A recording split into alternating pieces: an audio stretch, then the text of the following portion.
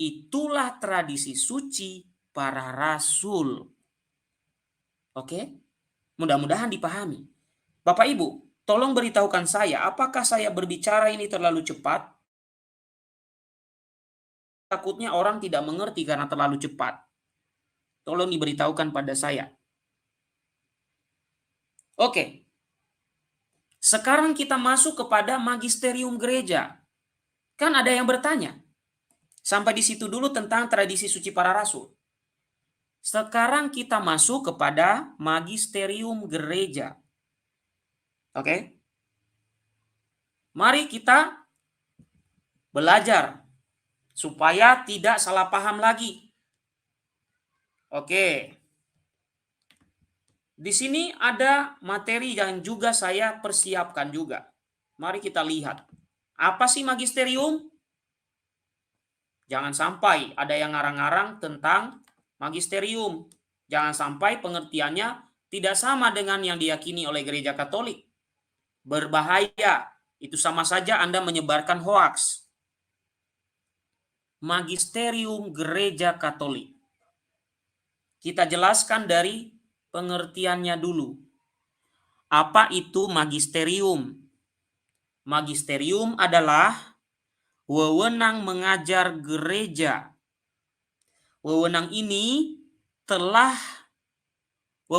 ditetapkan oleh Yesus Kristus ketika Ia menjanjikan, Aku akan minta kepada dan Ia akan memberikan kepadamu seorang penolong yang lain supaya Ia menyertai kamu selama-lamanya, yaitu Roh Kudus yang akan diutus oleh Bapa dalam namaku. Dialah yang akan mengajarkan segala sesuatu kepadamu dan akan mengingatkan kamu akan semua yang telah kukatakan kepadamu. Buktinya mana? Buktinya diberikan Kristus kepada para rasul dan penerusnya adalah nanti di selanjutnya saya tunjukkan ayat kitab suci. Mengajar ini dipercayakan gereja kepada paus dan para uskup.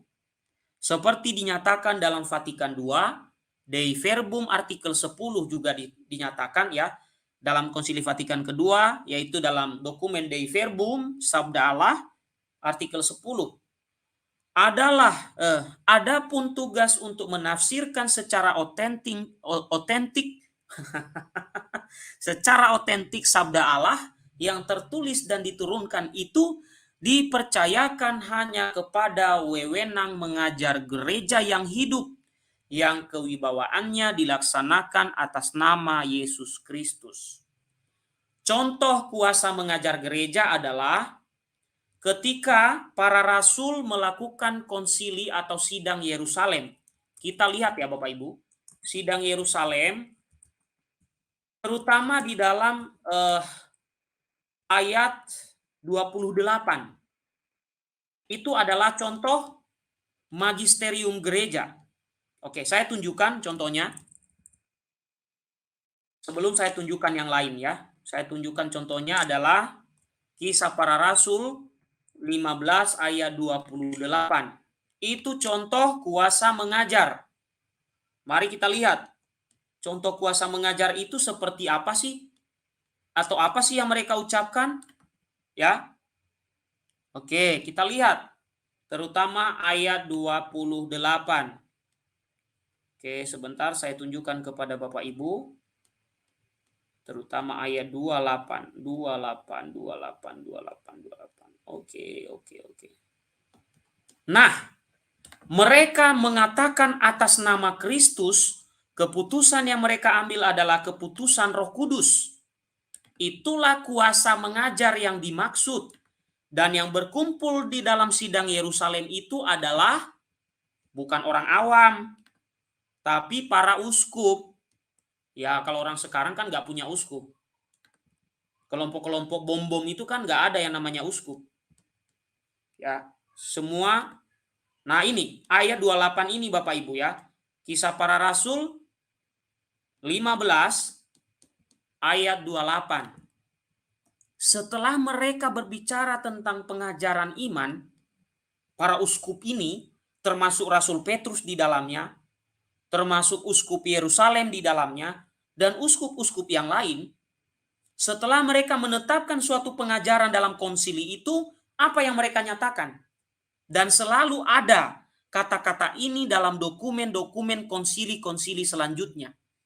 Bukan hanya di dalam Kisah Para Rasul 15 ayat 28 ini. Dan perlu kita ketahui, yang hadir memutuskan di dalam konsili itu adalah para uskup, paus. Begitu juga pada sidang Yerusalem. Begitu juga pada konsili-konsili selanjutnya. Apa yang mereka katakan selalu di akhir dokumen keputusan dari konsili itu, Bapak Ibu? Sebab adalah keputusan Roh Kudus dan keputusan kami, supaya kepada kamu jangan ditanggungkan lebih banyak beban daripada yang perlu ini. Jadi keputusan yang mereka buat dalam konsili adalah keputusan siapa? Keputusan Roh Kudus dan keputusan para uskup. Magisterium itu adalah paus dalam kesatuan dengan para uskup. Oke? Nah, sekarang saya berikan pendasaran yang lain. Oke? Jadi yang hadir dalam sidang Yerusalem tidak ada kelompok yang bombong waktu itu. Ya, tidak ada kelompoknya bombong waktu itu hadir di sana. Kelompok umat awam yang hadir di situ nggak ada. Ya, yang ada adalah para uskup. Dalam konsili-konsili juga para uskup. Hanya di abad ke-16 saja, setelah itu nggak ada. Nggak ada lagi, itu terputus itu. Pengajaran yang diwarisi para rasul itu terputus. Oke. Di bagian kedua inilah nanti ada jawaban-jawabannya. Apakah yang menjadi dasar dari wewenang mengajar gereja ini? Ada dasarnya. Dalam Injil Matius 16 ayat 18. Pada saat Yesus mengganti nama Simon menjadi Petrus. Itu sekaligus mengatakan hal ini kepada Petrus. Dan aku pun berkata kepadamu, engkau adalah Petrus, dan di atas batu karang ini aku akan mendirikan jemaatku, dan alam maut tidak akan menguasainya. Gereja yang Kristus didirikan di atas kepemimpinan Rasul Petrus. Dan kita bisa melihat kemudian Bapak Ibu, penggenapan ucapan Yesus ini juga tercatat di Yohanes 21. Yohanes 21 ayat 15 sampai 21, 3 kali Yesus memerintahkan Petrus, gembalakanlah domba-dombaku. Oke, kita lanjut lagi. Oke, saya selesaikan dulu Bapak Ibu.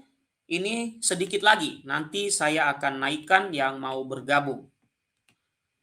Oke, pula dalam perutusan agung sesudah kebangkitan Yesus, Yesus mengatakan kepada ke-11 rasul, ya, kepadaku telah diberikan segala kuasa di surga dan di bumi. Karena itu, pergilah, jadikanlah semua bangsa muridku, dan baptislah mereka dalam nama Bapa dan Anak dan Roh Kudus, dan ajarlah mereka melakukan segala sesuatu yang telah kuperintahkan kepadamu, dan ketahuilah, aku menyertai kamu senantiasa sampai kepada akhir zaman. Matius 28 ayat 18 sampai 20. Bapak Ibu, pertama-tama perintah ini diberikan kepada para rasul, bukan pertama-tama kepada kita di zaman ini. Tapi pertama-tama kepada mereka. Oke? Lalu, apakah tugas-tugas yang diberikan Yesus kepada Rasul Petrus atau rasul-rasul yang lain itu nanti akan hilang ketika mereka sudah wafat? Tentu saja tidak. Karena Yesus berjanji menyertai sampai akhir zaman. Bahkan tadi di dalam Matius 16 ayat 18, alam maut tidak akan menguasai gereja yang dia dirikan di atas Rasul Petrus. Oke, kita lanjutkan lagi. Ya. Ke-11 rasul itu adalah bapak-bapak uskup gereja pertama, Bapak Ibu saudara-saudari. Mereka bukan pendeta. Ya. Mereka itu ke-11 rasul itu adalah disebut juga bapak-bapak gereja, mereka adalah uskup gereja yang pertama. Dengan Petrus sebagai pemimpin menggantikan setelah kepergian Yesus, dan setelah Yesus memilih dia sebagai yang menggembalakan domba, maka Rasul Petrus diberi tugas oleh Kristus. Sehingga juga nanti setelah kematian Rasul Petrus diteruskan oleh para paus. Ada nanti Santo Linus, Santo Anakletus, Santo Clemens, dan seterusnya sampai pada masa sekarang. Perhatikanlah bahwa Yesus berjanji menyertai gerejanya beserta para pemimpinnya. Ketika dia mengatakan senantiasa sampai akhir zaman dia menyertai. Dan dia juga mengatakan alam maut tidak menguasainya. Artinya apa? Dalam tugas mengajarnya, ya, gereja akan senantiasa disertai oleh perlindungan dari Kristus sampai kepada akhir zaman. Dan gereja dijauhkan dari segala penyesatan, bahkan perpecahan sekalipun. Karena Kristus tidak menghendaki perpecahan. Ya, Kristus tidak menghendaki perpecahan, Bapak Ibu saudara-saudariku. Kecuali hanya jika kitab suci itu salah atau Yesus berbohong, maka gereja yang dimaksud adalah gereja Katolik. Ya. Jadi tidak masuk kepada, tidak jatuh dalam alam maut atau menyertai sampai akhir zaman itu tidak terjadi. Itu hanya mungkin kalau Yesus berbohong. Tetapi jelas kata-kata itu pertama-tama diucapkan kepada para rasul yang kemudian mewarisi kepada kita gereja yang kudus, Katolik, dan apostolik ini. Tak ada gereja dari denominasi manapun saat itu, Bapak Ibu, selain gereja Katolik. Yang kita juga dapat menarik garis lurus suksesi tak terpatahkan hingga kembali kepada Petrus dan para rasul. Kalau kita tarik kepemimpinan dari abad sekarang sampai abad pertama, kita bisa tunjukkan secara detail.